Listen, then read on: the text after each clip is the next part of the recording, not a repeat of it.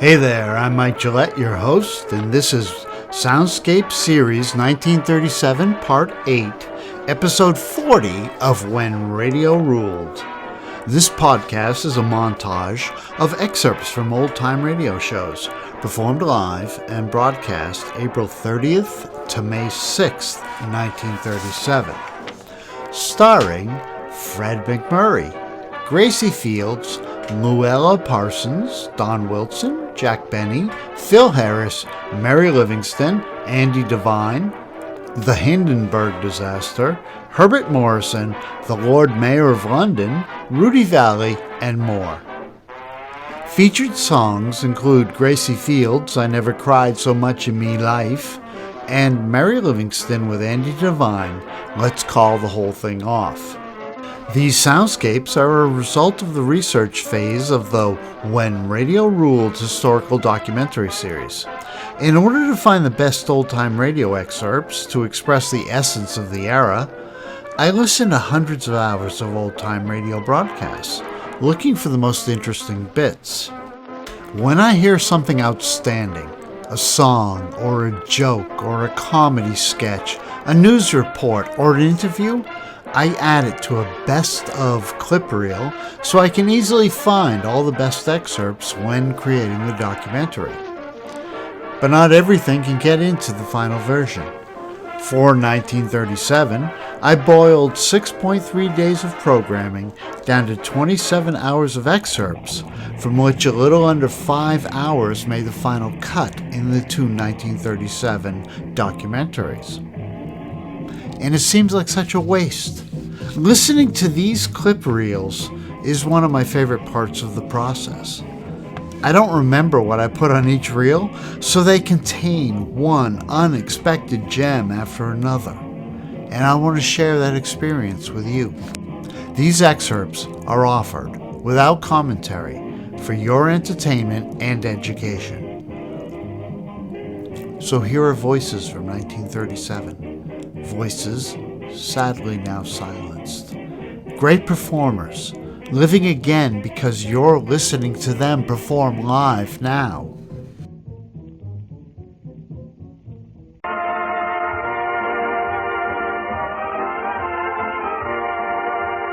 Presenting Hollywood Hotel. The makers of those fine Campbell soups bring you one full hour of entertainment direct from Hollywood, California, with Fred MacMurray as your master of ceremonies. Don't mind the rainy patter, and you will find. Friday night, and bye Winchell and bye Bernie, another gala evening at the home of the movie stars. Hollywood Hotel adds a famous new name to its guest register tonight. The highest-priced motion picture actress in the world. The girl who's broken the box office records of every theater in the British Empire, whose devoted English public calls her the feminine Charlie Chaplin. You know, she's leaving for the coronation right after our show, but here she is, Gracie Fields, in her first American appearance. The lady in question says to me... Question, Louella, after what you've just said. Well, it's nothing to what Hannon Swafford, the British critic, said. That's the skeleton in my closet. And I'm going to make it rattle, Gracie. He says out of the 7 great artists in Europe, you were greater than all the other 6 rolled into one. That's loyalty for you. Oh, well, maybe he's got a fancy for me. Oh, well, maybe he has, Gracie. Who can tell? But he'll have lots of company among the American critics. Once you've made your first picture for 20th Century Fox, all America will be thrilled. Oh, yeah? I think I'm going to be a bit scared. Anyway, I hope you like me because I do like Hollywood. You've all been so nice to me. The previews, the premieres, and Shirley Temple's birthday party. I loved that. But, Gracie, how would you say that in your native Lancashire? Well, I should say it's been blooming extra. I've had a right good do. Oh, I like that. Come on, give us some more of it, Grace. All right, I'll give you a little song in the same dialect. Fine. Joe took me to the pictures the other evening. It was fine. They called it The Betrayal, and the acting was divine. It's the best film that they've had for years round at the Hippodrome, and it's a good job I took my handkerchief with me when I left home. Oh, it was a lovely picture, and I did enjoy it so. Oh, I never cried so much in all my life. When the villain seized the maiden, everybody shouted, oh. Oh, I never cried so much in all my life.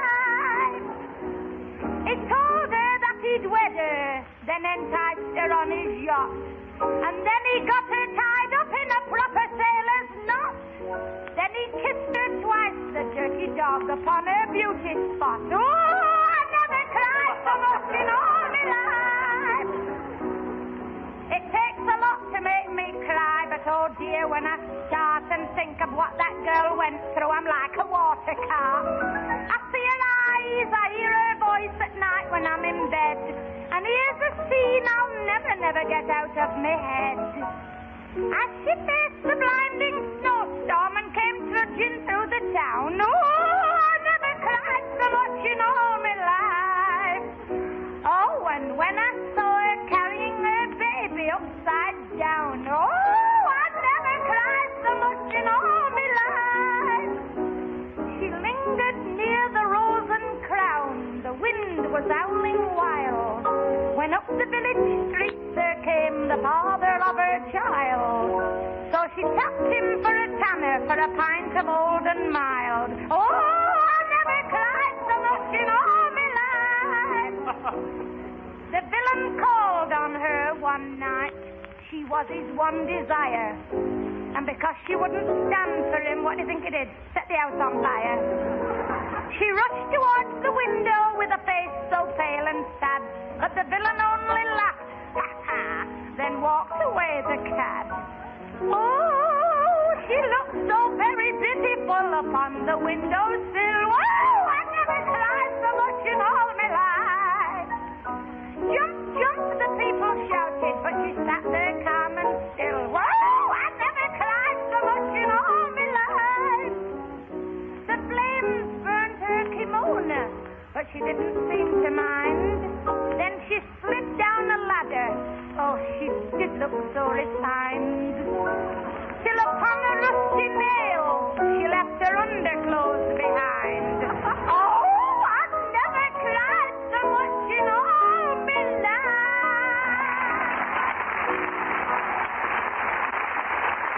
What's wrong with wanting to get out and make something of myself? What do you do that's so much better? Just because you're satisfied to sit here all your life, you think you can laugh at me. Well, someday you won't laugh at me. I'm going to have a real life. I'm going to be somebody.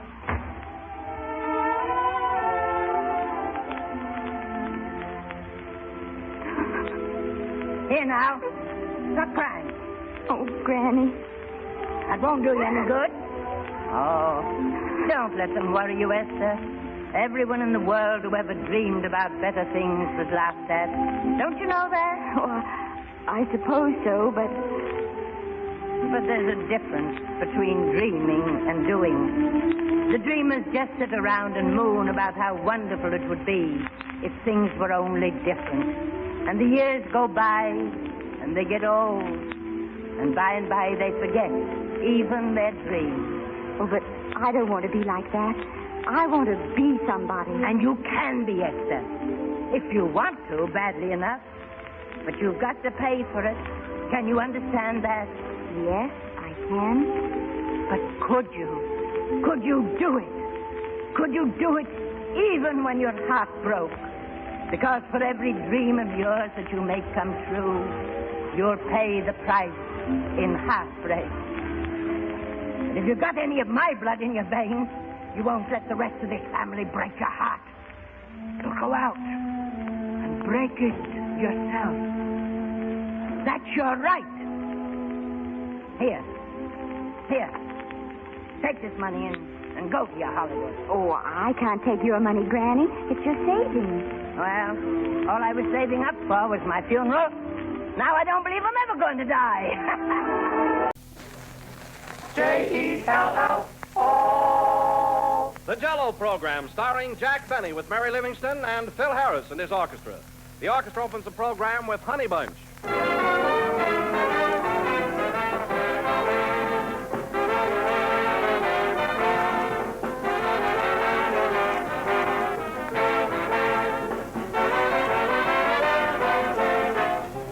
Everybody likes to eat at a restaurant once in a while. It makes a pleasant change. And since this coming week is National Restaurant Week, plan to have dinner at a restaurant at least once during the week. It's good to know, too, that you can get your favorite dessert, Jell-O, at restaurants just as you can get it at home. for leading restaurants everywhere feature Jell-O for its bright color and its delicious flavor. And delicious surely is the word for Jell-O with its extra-rich fruit flavor. That's why Jell-O is the most popular gelatin dessert in the entire world today.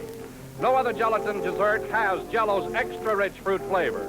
So whether you order Jell-O at a restaurant or have it at home, be sure you get the real thing, genuine Jell-O.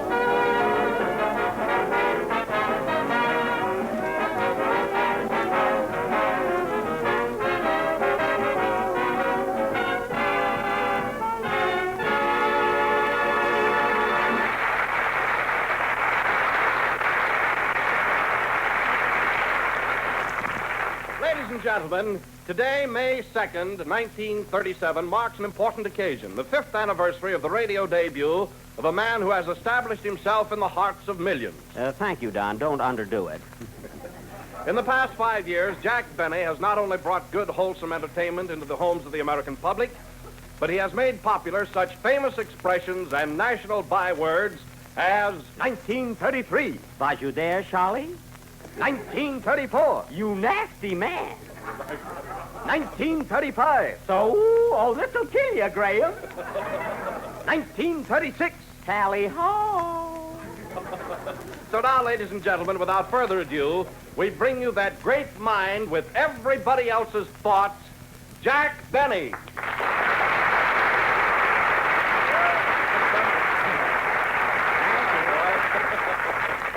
Hello again. This is Father Time marching on.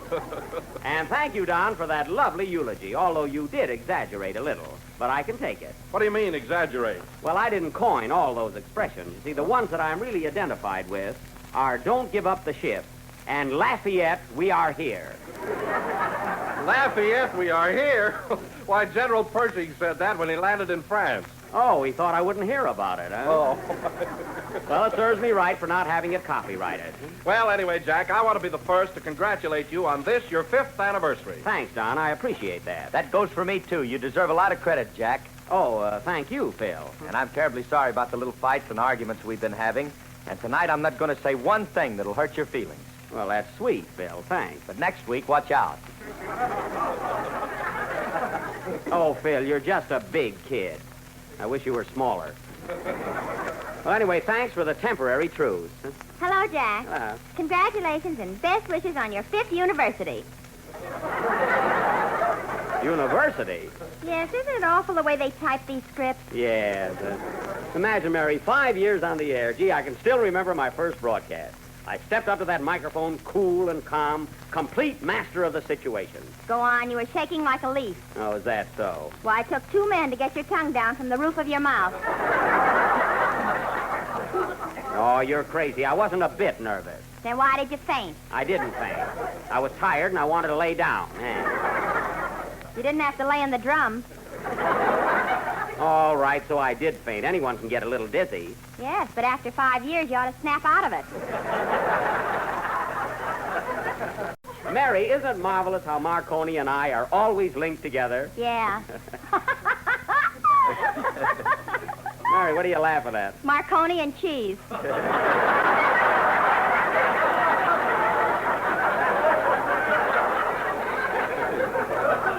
I resent that. Don't call that ham a cheese. And now for our special play, Buck Benny Rides Again, or Quick Henry, the Linneman. Once again, we take you to that little cow town of Boiled Beef, Texas. Curtain. Music.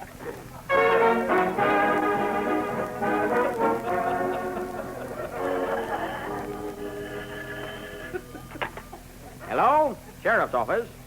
Who? The telephone company. Somebody owes you a bill and you can't collect it? Well, I'll get that varmint before sundown. Oh, it's me. Well, that complicates things. Goodbye. Sheriff, why don't you pay that phone bill and get it off your mind? It ain't on my mind, it's on theirs. Say, Buck, you're kind of dolled up today, ain't you? Yeah, what's the idea of the tailcoat? Well, I'll tell you, deputies. It's on account of my 5th year as sheriff of Cactus County. Say, that's right. It's your 5th anniversary. Boys, I've been in office 5 years, and I got a 100% perfect record. Yep, you ain't caught a crook yet. Is that so? The jailhouse is full, ain't it? Those are your relatives. Well, if they ain't crooks, I never seen none. Yes, sir. Come in. You got a telephone in here? Yep. You ain't now. Goodbye.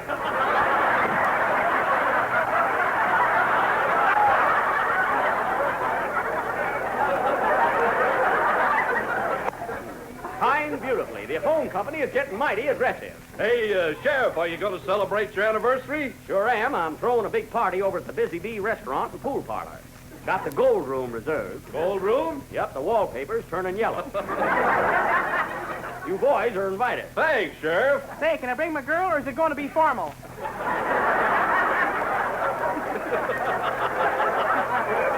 Bring anybody you want, Deputy. I'm taking my horse. All right, but don't ask me to dance with him. Not a chance, Buck. He's got a full program. Well, let's get over there. The crowd's waiting. Hey, Deadeye. Yes, Sheriff? Stay here and mind the office. Okay. And if the phone rings, you're nuts. Come on, boys. Okay, Sheriff. Yeah. Steady, partner.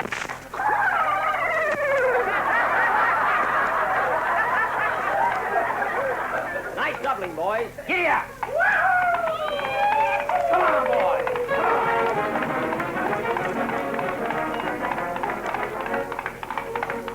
Yeah.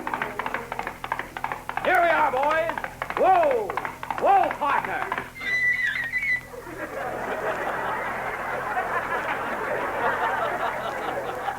Deputies, you better put some oil in your oats. Well, here we are.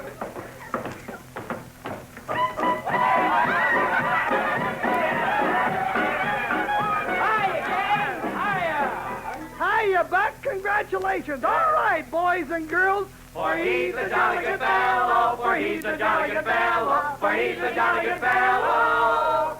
F-E-L-L-O. Well, thanks, everybody.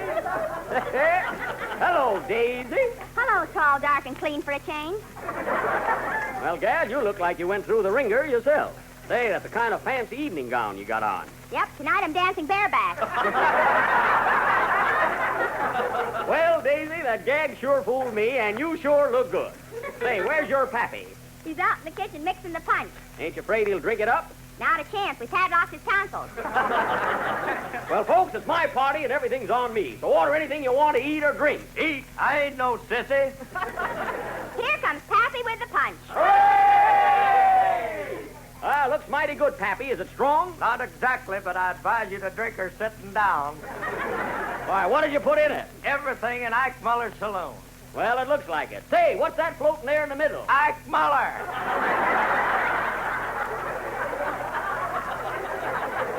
Well, come on, folks. Help yourselves. Did you stir up the punch, Frank? I tried to, but the doggone spoon dissolved. Too bad. Well, we gotta have some victuals to go with this. Where's the waiter? There he is. Hey, Pierre. Pierre? Yeah, sir, boss. Did you call me?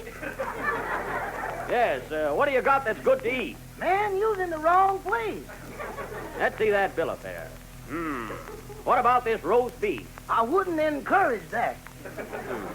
Gotta eat something. Are the lamb chops all right? I highly recommend them in the negative. I see. Quite a problem here. How's the fried chicken? Confidentially, Well,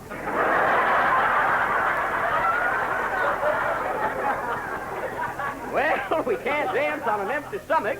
What do you recommend? Take the hash. Oh, the hash. Is that good? No, but it ain't fatal. Well, we'll have to take a chance on it. Hash for everybody. Bring on it. Get away with that. Do you all want coffee or demitasse? What's the difference? The large cups is twice as bad. Well, thanks for the information, Pierre. You know everything, don't you? I don't know where Albuquerque is. Hey, Albuquerque is a town. There you go again. Hey, remember him, boys? Well, fellas, while we're waiting for the victuals, how about a little entertainment? I'll make a speech. Quiet! What happened? You were overruled magnanimously. I'll tell you what. How about a song from Daisy Cox? Come on. Well, I'll sing if Andy'll join me. What do you say, Andy? Well, I ain't very good voice tonight, Buck. I got a frog in my throat. Well, let him sing bass. Come on, what song you know, Daisy? How about let's call the whole thing off? Mighty fine tune. Hit her, boys. Come on, Daisy. You say either, and I say either. You say neither, and I say neither. Either, neither. Let's call the whole thing off. You like potato, and I like potato. You like tomato, and I like tomato. Potato, tomato. Let's call the whole... Oh, if we call the whole thing, and I like potato. You like tomato, and I like tomato. Potato, tomato. Let's call the whole... Let's call the whole thing off. If we call the whole thing off, then we must part. And if we ever part, then that might break my heart. So if you like pajamas, and I like pajamas. I'll wear pajamas and give up pajamas. For we know we need each other, so we better call the calling off. Let's call the whole thing off.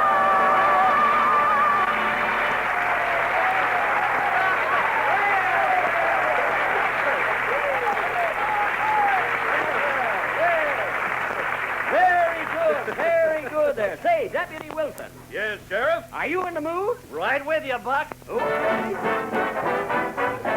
You say strawberry and I say strawberry. You say raspberry and I say raspberry. Strawberry, strawberry, raspberry, raspberry. Let's call the whole thing Jello.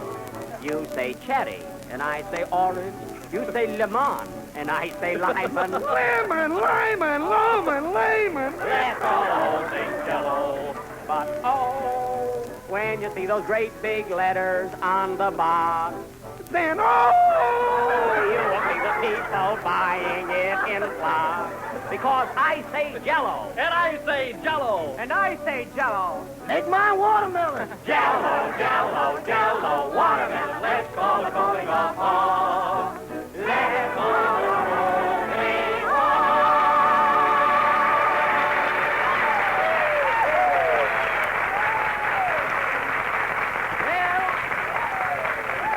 Well, sir, we all did a fine job on that. Hey, boss, here's the hash. The hash is here, fellas. Shall we dig in? No! What?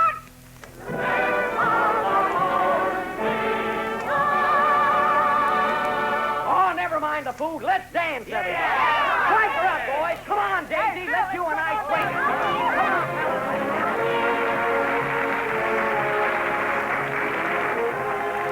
Everybody's talking about the coronation on May the 12th, so here's a dessert that's fit for a king. It's real old-fashioned ice cream, a homemade kind, made with Jell-O ice cream powder. And it's made so easily, too.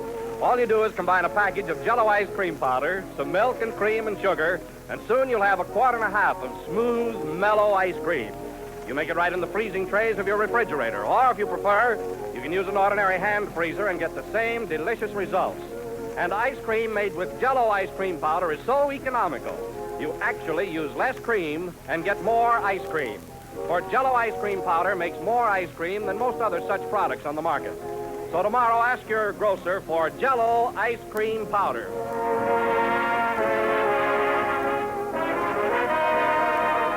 This looks like a lovely spot for a picnic. Oh, Eddie, this is a terrible place. Why? Who would pick such a narrow little stretch of land? Gypsy Rose Lee. She's done pretty well on just a little strip. Our field that we thought active when we first arrived has turned into a moving mass of cooperative action. The landing crews have rushed to the posts and spots, and orders are being passed along, and last-minute preparations are being completed for the moment we have waited for so long. The ship is riding majestically toward us like some great feather, riding as though it was mighty proud of the place it's playing in the world's aviation. The ship is no doubt bustling with activities we can see. Orders are shouted to the crew. The passengers probably lining the windows looking down at the field ahead of them, getting their glimpse of the mooring mast. And these giant flagships standing here, the American airline flagships, waiting to race them to all points in the United States when they get the ship moored. There are a number of important personages on board, and no doubt the new commander, Captain Max Frisch, is thrilled, too, for this is his great moment, the first time he's commanded the Hindenburg, for in previous flights he acted as a chief officer under Captain Lehman. It's practically standing still now. They've dropped ropes out of the nose of the ship, and has been taken a hold of down on the field by a number of men. It's starting to rain again. The rain had scratched up a little bit. The back motors of the ship are just holding it just enough to keep it from... It's burst into flame. It burst into flame, and it's falling. It's crashing. Watch it. Watch it. Watch it. Out of the way. Get out of the way. Get this started. Get this started. It's crashing. It's crashing terrible. Oh, my. Get out of the way, please. It's burning and bursting into flames, and it's falling on the mooring mast and all the folks between it. This is terrible. This is one of the worst catastrophes in the world. Oh, it's this place is 400 or 500 feet into the sky. It's a terrific crash, ladies and gentlemen. The smoke and the flames now, and the frame is crashing to the ground, not quite to the mooring mast. Oh, the humanity and all the passengers screaming around here. I told you, I can't even talk to people. There's spaces on there. I can't talk, ladies and gentlemen. Honest, it's just laying there, a massive smoking wreckage. And everybody can't hardly breathe and talk and screaming. Lady, I'm sorry. Honestly, I can hardly breathe. I'm going to step inside where I cannot see it. Tony, that's terrible. Listen, folks, I'm going to have to stop for a minute because I've lost my voice. This is the worst thing I've ever witnessed. Ladies and gentlemen, I'm back again. I raced down to the burning ship, and just as I walked up to the ship, climbed over the picket lines, I met a man coming out, dazed. He couldn't find his way. I grabbed a hold of him. It's Philip Mangone, A-N-G-O-N-E, of New York. Philip Mangone. He's burned terribly in the hands, and he's burned terribly in the face. His eyebrows, all his hair is burned off, but he's walking and talking plainly and distinctly, and he told me he jumped. He jumped with other passengers. Now, there's a Mr. Spay. It sounds like Spay. We're not sure of it. And he also got out, and we noticed the lines, the different lines, the airship lines and the American Airways. Their ambulances are down there, and they're taking people out of the wreckage. It seems that a number of them jumped clear when the explosion occurred in the tail. Now, I've just been running up with Mr. Mangone and put him in a car. His wife and daughter met him, and I put them in the car with him and sent him to the field hospital with the other passengers who have been saved. Now, the mass of wreckage is still burning, and I want to repeat again something that I may not have gotten cleared in the hysteria of the moment. The explosion occurred in the tail surfaces, in the fins, the part that was highest, after it had nosed in to go down to the mooring mast. Mr. Otto Clemens is safe, although he's burned quite badly. Now, the Clemens isn't burned at all. Thank you. He's sitting right here. That's composed. And is that his mother with him? No, that's a friend. A friend of his? Well, Mr. Clemens, how did you manage to get out alive? Wir haben zu rausgekommen. Ja. Ich bin, was ist das Radio? Ja. Ich bin von der Passagierkammer, also oben vom Speiseraum, zu meinem Koffer gegangen. Und im Moment kommt nun eine Flamme und das Schiff fängt an zu schwanken, sinkt nach unten und ich springe dann an der Luke heraus, die unten neben der Bar ist.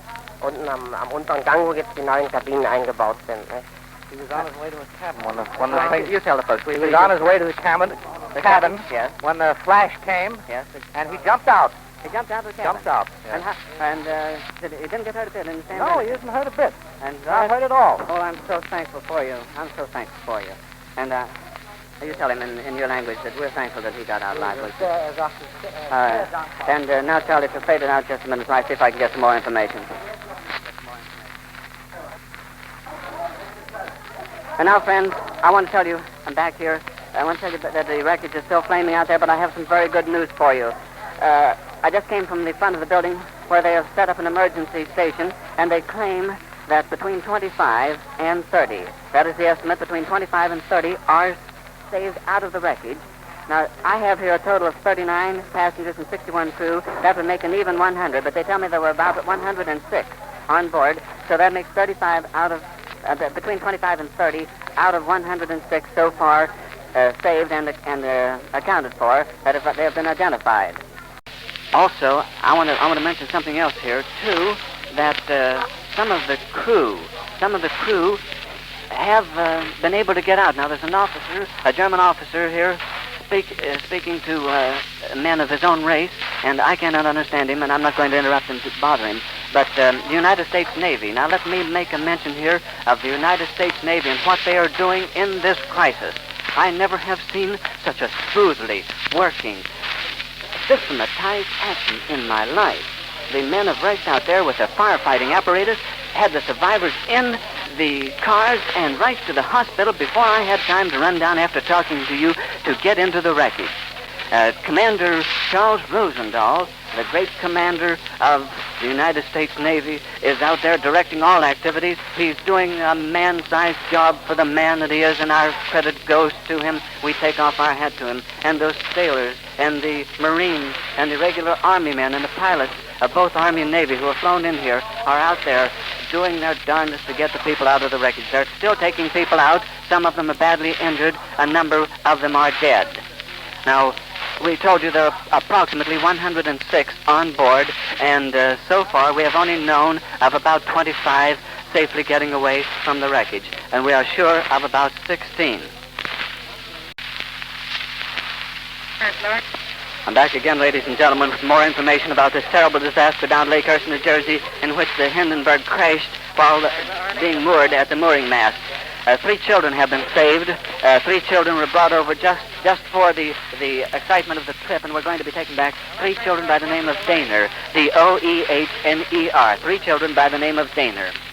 There was also a radio officer. One of the radio officers of the Hindenburg jumped through the glass. They had breakable glass in all the windows. Naturally, they would have at that altitude and flying up where it wouldn't hit anything. And he managed to kick his way out through the deck onto the sand. Now, I figure that there was about 60 feet, 60-foot drop from the ship. The tail went up in the air, and as I told you on previous occasions, that it held up there long enough for them to jump from the cabin. Now, his name, this radio officer's name, is Schweikard. S-C-H-W-E-I-K-A-R-D.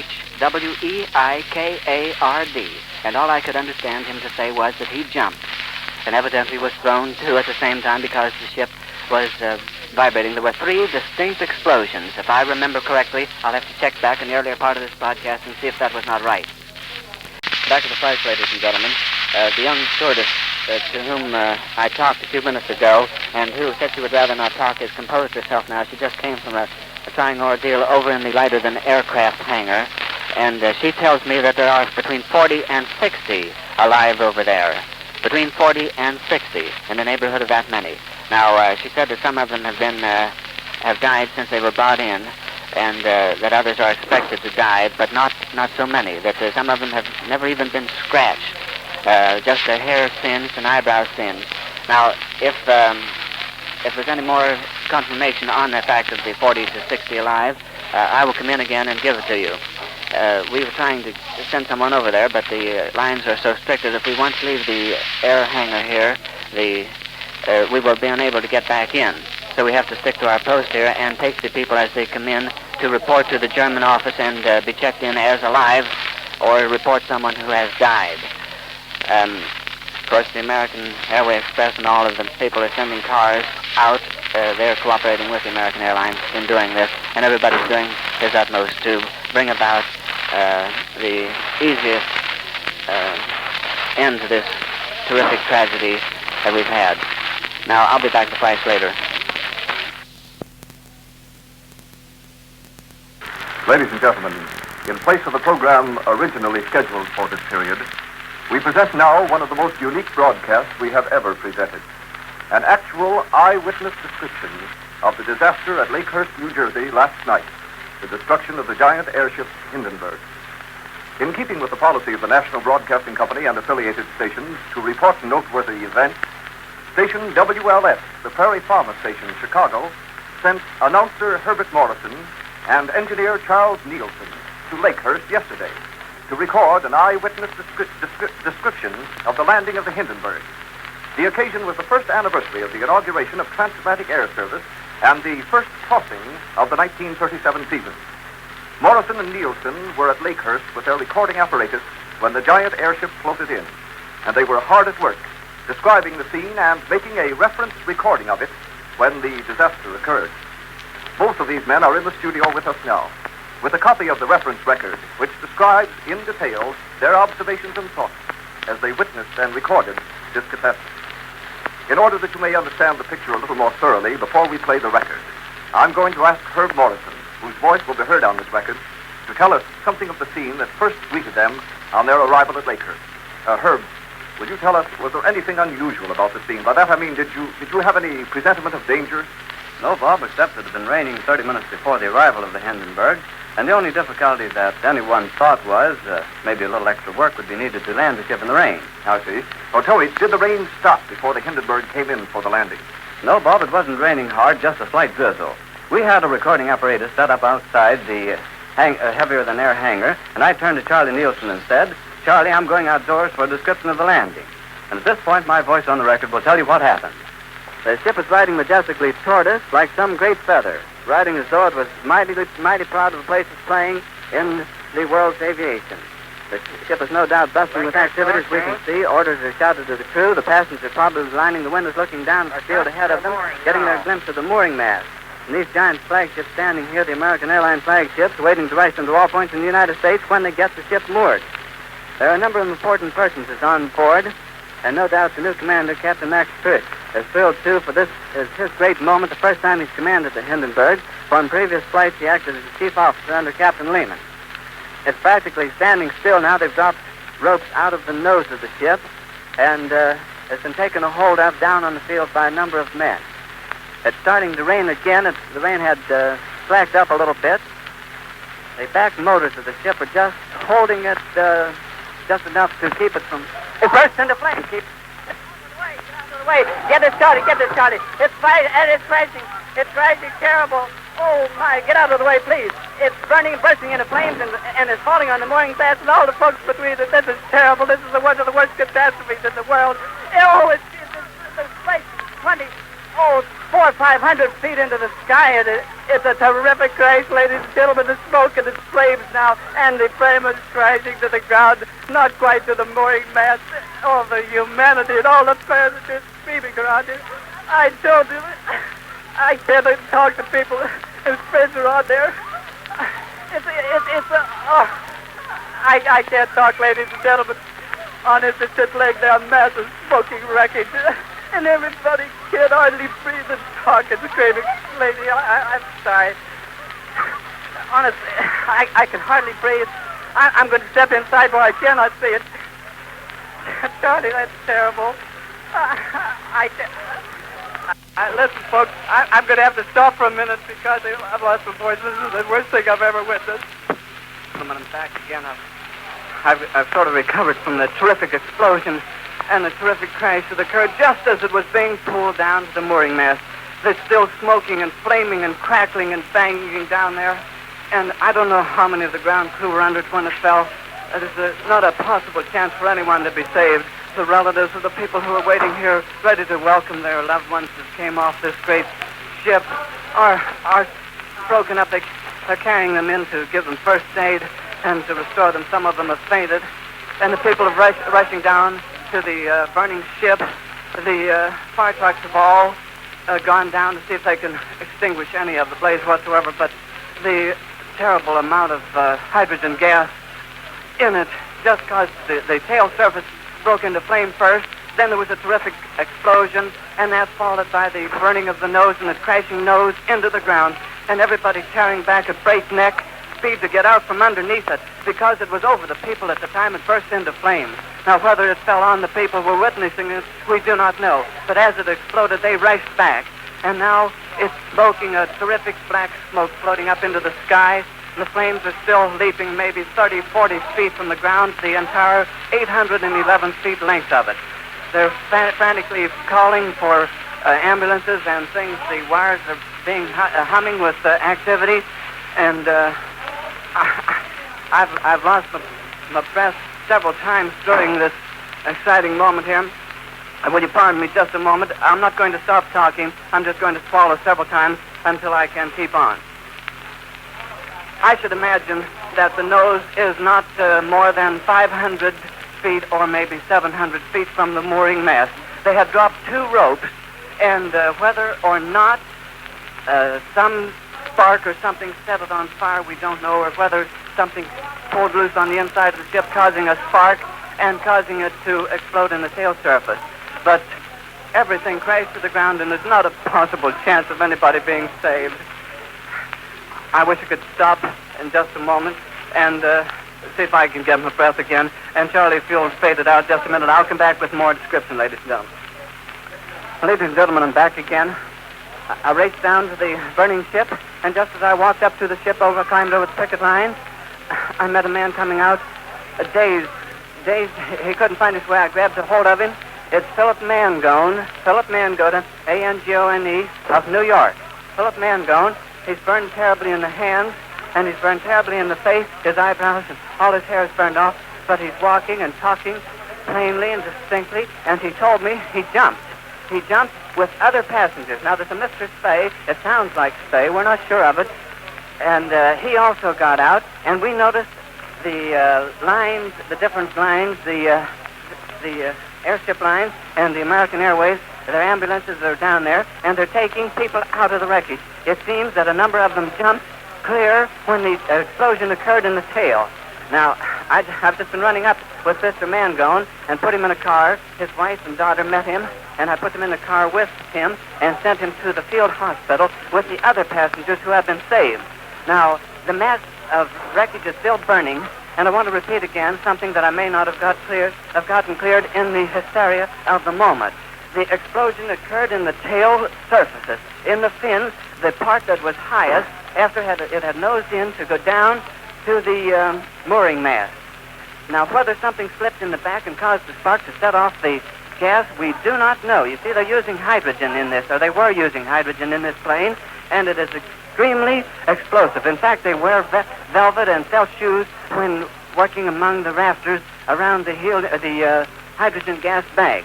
Now, something may have slipped, causing a spark to set off some hydrogen which had leaked out into the structure. It's still burning. I don't know what is burning. Evidently part of the cargo. It's still flaming 10 or 15 feet high. They're still rushing people out of it. Now, it is my sincere hope that as many as possible, and as many as I think are out, I think a majority of the passengers jumped when it came close to the ground, according to what Mr. Mangone told me. He says, thank God he jumped, and we say thank God for him also. And it's still smoking. The wreckage is smoking. They've wired all the available services, fire apparatus, and everything to come rushing in, and doctors and nurses to come down to take care of the people that are being taken out of the burning wreckage. Now, it lays 811 feet of just smoldering ruins now. I couldn't talk when I saw it. I hope that it isn't as bad as I made it sound there at the very beginning. Now, while I get my breath, I'm going to check and see if there are any more saved out of it. All right, Charlie. Fade it out, and I'll come in just a bit later.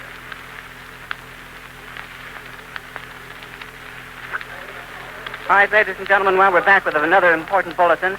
Mr. O'Loughlin from the Consumers Company of Chicago was one of the passengers aboard the airship when it burst into flames, and he managed to get free of the wreckage, and he's standing here right by my side. I can't ask him to go on there, but he wants me to tell the folks that he is all right. Mr. O'Loughlin of the Consumers Company in Chicago, and here is another man coming in. He's burned considerably, Mr. Otto Clemens.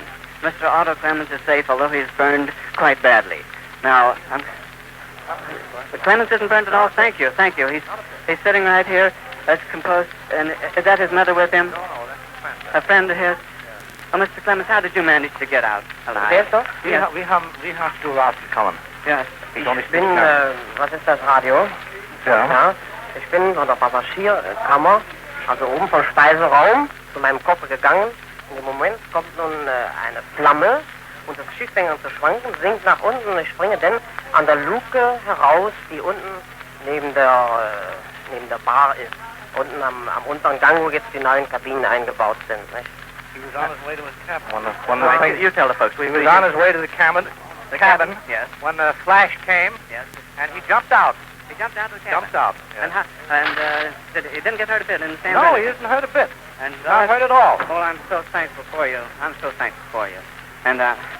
you tell him in your language that we're thankful that he got out alive. And now, Charlie, if you fade it out just a minute, so I see if I can get some more information. And now, friends, I want to tell you, I'm back here. I want to tell you that the wreckage is still flaming out there, but I have some very good news for you. I just came from the front of the building where they have set up an emergency station, and they claim that between 25 and 30, that is the estimate, between 25 and 30 are saved out of the wreckage. Now, I have here a total of 39 passengers and 61 crew. That would make an even 100, but they tell me there were about 106 on board, so that makes 35 out of, between 25 and 30 out of 106 so far saved and accounted for that they have been identified. Ladies and gentlemen, you've been listening to an actual eyewitness description of the disaster to the airship Hindenburg at Lakehurst last night. This recording you heard was made by Herbert Morrison and Charles Nielsen of station WLS, the Prairie Farmer Station, Chicago, who happened to be in person on the airport at Lakehurst together with this recording equipment when the catastrophe occurred. Herbert Morrison in person has been here in the studios with us. This special presentation has come to you through the Blue Network of the National Broadcasting Company.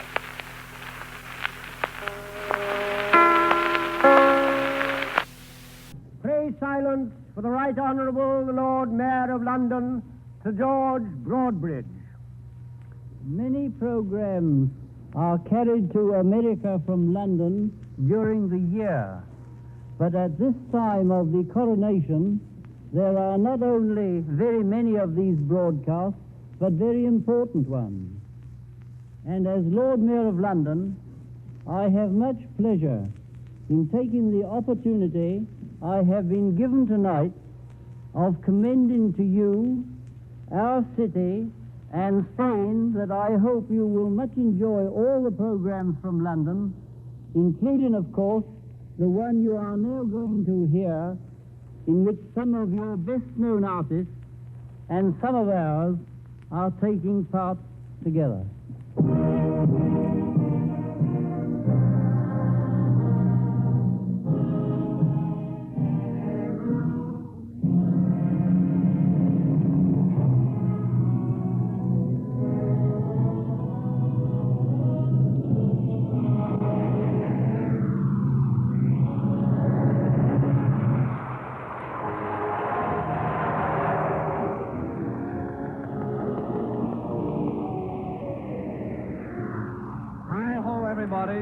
This is Rudy, Vallee and London Company.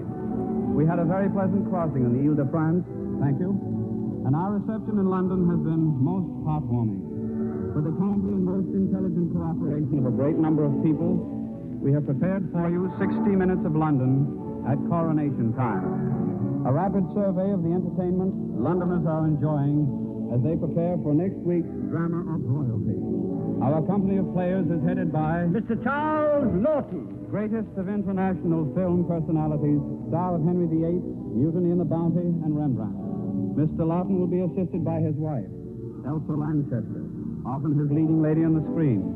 In addition, you will hear Mr. Richard Tauber, another figure of international importance, the celebrated Viennese tenor, now in London to rehearse for a Franz Lehar operetta, soon to be presented by Charles B. Cochrane. Miss Binnie Hale, reigning queen of English musical comedy, now appearing in the Coronation Review, Home and Beauty. Mr. Will Fife, London Music Hall and film favorite.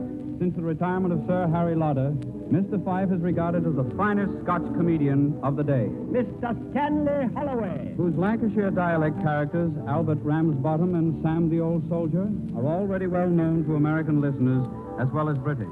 And finally, here to open our show with coronation time pomp and panoply, the band of the Royal Horse Guards Band from Windsor Castle, members of one of the 2 regiments of Household Cavalry, troops who have the honor of attending the King on all state occasions. The Royal Horse Guards Band, led by Lieutenant J. Thornborough, play Knights of the King by Cateldi.